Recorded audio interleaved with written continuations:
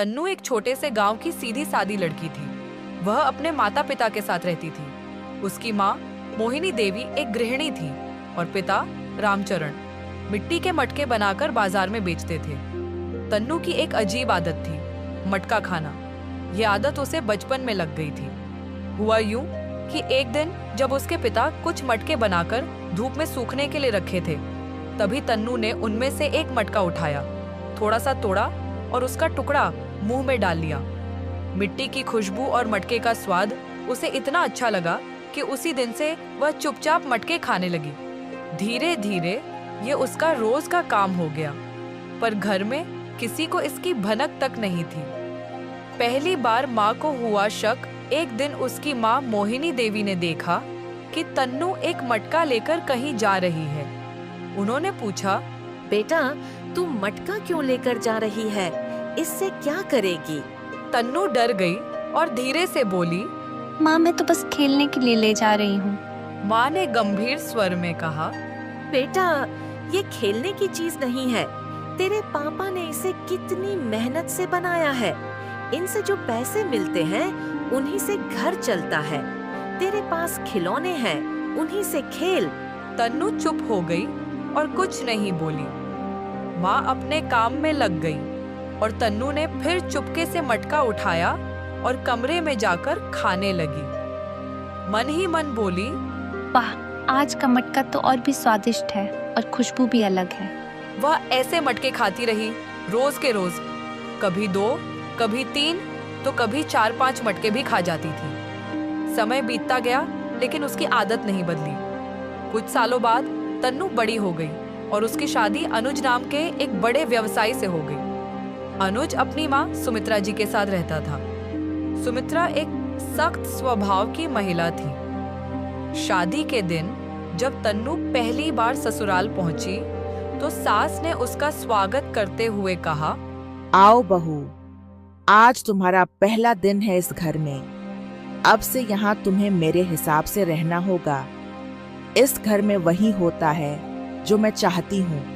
तन्नू ने कुछ नहीं कहा और चुपचाप सास की बात सुनती रही। अगली सुबह जल्दी उठकर तन्नू ने नहा धोकर रसोई में जाकर सबके लिए खाना बनाया।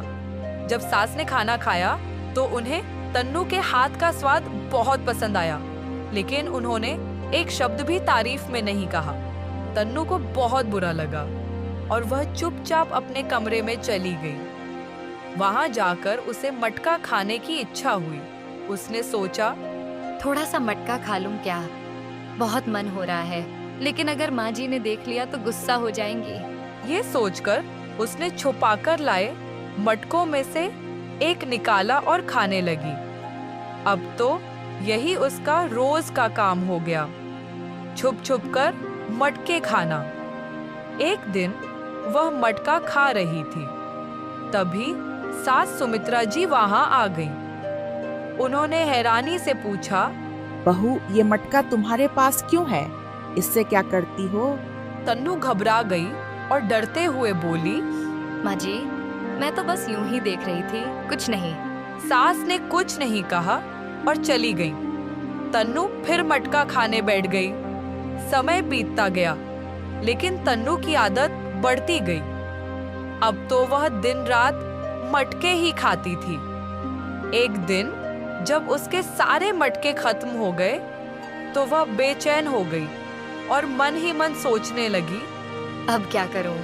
न तो बाजार जा सकती हूँ, न मायके। वह अपनी सास के पास गई और बोली, माँ जी, क्या मैं आज मायके जा सकती हूँ? सास ने चौंकते हुए कहा, मायके अभी क्यों जाना है? शादी को कुछ ही दिन हुए हैं, कुछ दिन बाद जाना, अभी नहीं। सास की बात सुनकर तन्नू उदास हो गई और चुपचाप अपने काम में लग गई। लेकिन मटके के बिना उसका मन नहीं लग रहा था। फिर एक दिन उसने बिना किसी को बताए चुपके से मायके चली गई और वहां से ढेर सारे मटके लेकर लौट आई। अब वह रोज छुप छुप कर मटके खाती थी। एक दिन सास ने उसे फिर मटका खाते हुए देख लिया और चौंक कर बोली, बहू, तू मटका खाती है, इससे तो बीमारियां हो सकती हैं। तन्नू डरते हुए बोली, नहीं माँ जी, मैं तो बस थोड़ा सा खा रही थी। सास गुस्से में बोली, मटका कोई खाने की चीज है क्या? अगर तुझे कुछ हो गया तो इलाज का खर्चा मेरे बेटे को ही उठाना पड़ेगा ना। सास की ये बात सुनकर तन्नू को बहुत बुरा लगा और अब वह भी गुस्से में आ गई। बोली, माँ जी, मुझे बचपन से मटका खाने की आदत है। मेरे पापा मटके बनाते थे और मुझे उसकी खुशबू और स्वाद बहुत पसंद है। आज तक मुझे कुछ नहीं हुआ, तो अब क्या होगा? आप चिंता मत कीजिए, आपके बेटे का पैसा बर्बाद नहीं होगा। सास और ज्यादा नाराज हो गई और बोली, ठीक है, तू जो चाहे खा, लेकिन अगर तबीयत खराब हुई तो इलाज के लिए मायके जाना। तन्नू फिर मटका खाने बैठ गई। उसे पता ही नहीं चला कि उसने कितना खा लिया। वह सोचने लगी, माँ जी को अपने पैसों की चिंता है और मुझे मटके की खुशबू और स्वाद की। फिर एक दिन उसके सारे मटके अचानक गायब हो गए। वह परेशान हो गई और जाकर सास से पूछने लगी, माँ जी, क्या आपने मेरे मटके छुपा दिए? मुझे बहुत जरूरत थी। सास ने झूठ बोलते हुए कहा, नहीं बहू, मुझे क्यों तेरे मटके छुपाने होंगे। असल में उसके पति अनुज ने सारे मटके छुपा दिए थे और सास को भी बता दिया था। जितनी बार वो मटका लाएगी मैं छुपा दूंगा। ऐसे ही धीरे धीरे उसकी ये आदत छुड़ानी होगी। अब तन्नू जब भी मटका लाती, अनुज उसे छुपा देता। धीरे धीरे तन्नू की मटका खाने की आदत हमेशा के लिए छूट गई। अब वह समय पर खाना खाने लगी और अपने परिवार के साथ खुशहाल जीवन बिताने लगी। अगर आपके आसपास भी कोई ऐसा है जिसे मटका, मुल्तानी मिट्टी, स्लेट, चौक खाने की आदत है, तो नीचे कमेंट करके जरूर बताइए। और अगर हमारी कहानी पसंद आई हो तो चैनल को सब्सक्राइब करें और बेल आइकन दबाएं ताकि अगली दिलचस्प कहानी की सूचना सबसे पहले आपको मिले। साक्षी की शादी हो चुकी थी और अब वह अपने नए जीवन की शुरुआत करने ससुराल जा रही थी। दिल में कई तरह के विचार और चिंता थी, लेकिन सबसे ज्यादा परेशान करने वाली बात थी उसके ससुराल का खाना। साक्षी को खाने पीने में कोई खास परेशानी नहीं थी, लेकिन ससुराल के खास रिवाज और वहाँ के पारंपरिक व्यंजन उसे चिंता में डाल रहे थे। क्या होगा साक्षी, अब तू ससुराल जा रही है, सब कुछ अच्छा ही होगा।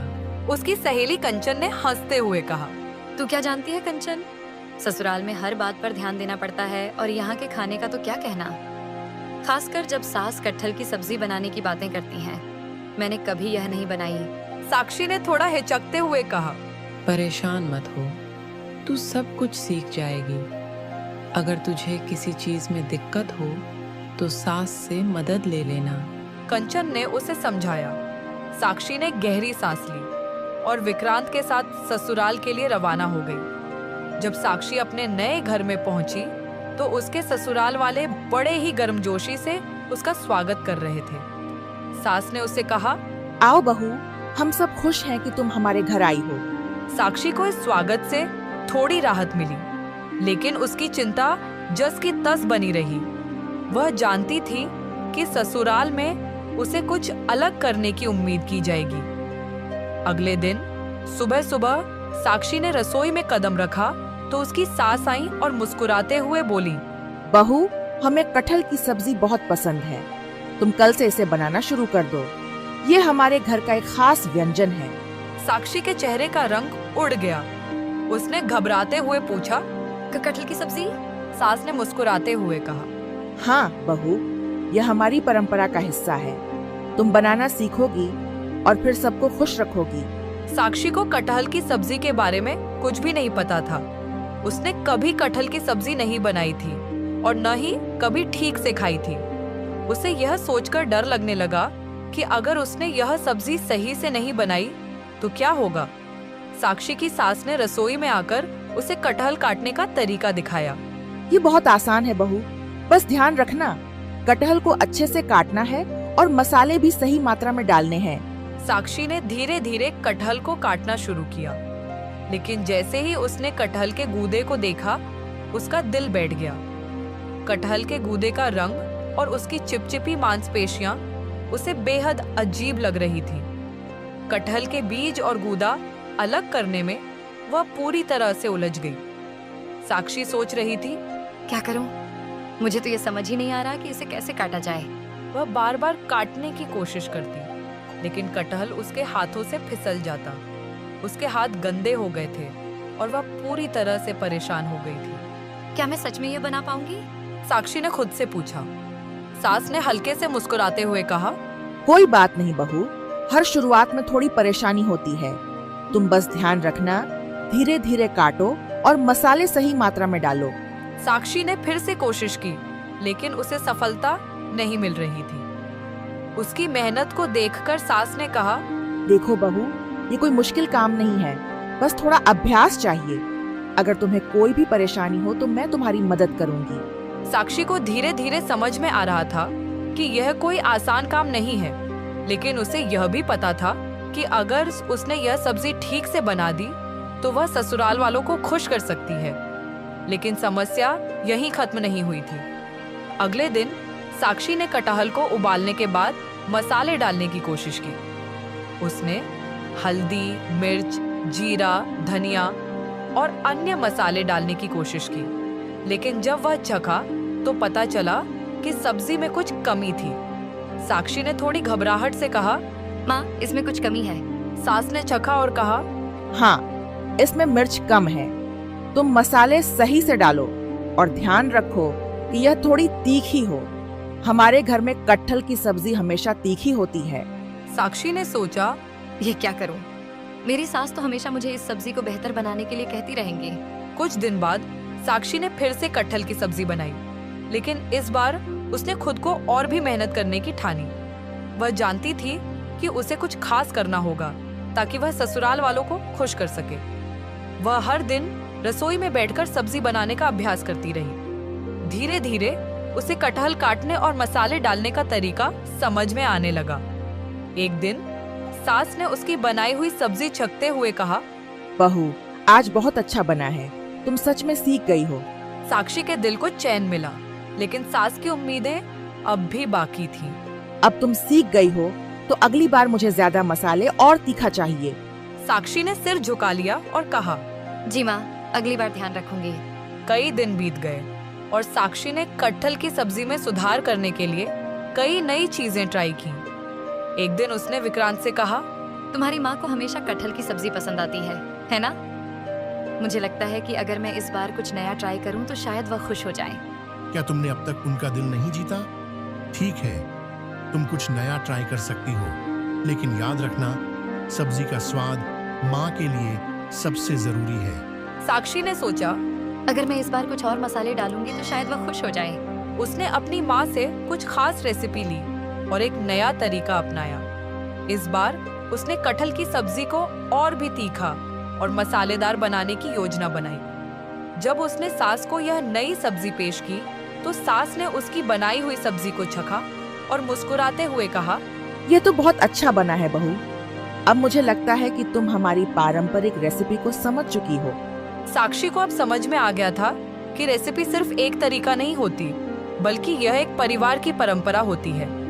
अब उसे लगता था कि वह पूरी तरह से ससुराल के रिवाजों को समझने लगी है। अब साक्षी सिर्फ कटहल की सब्जी ही नहीं, बल्कि ससुराल के सभी रिवाजों को भी समझने लगी थी।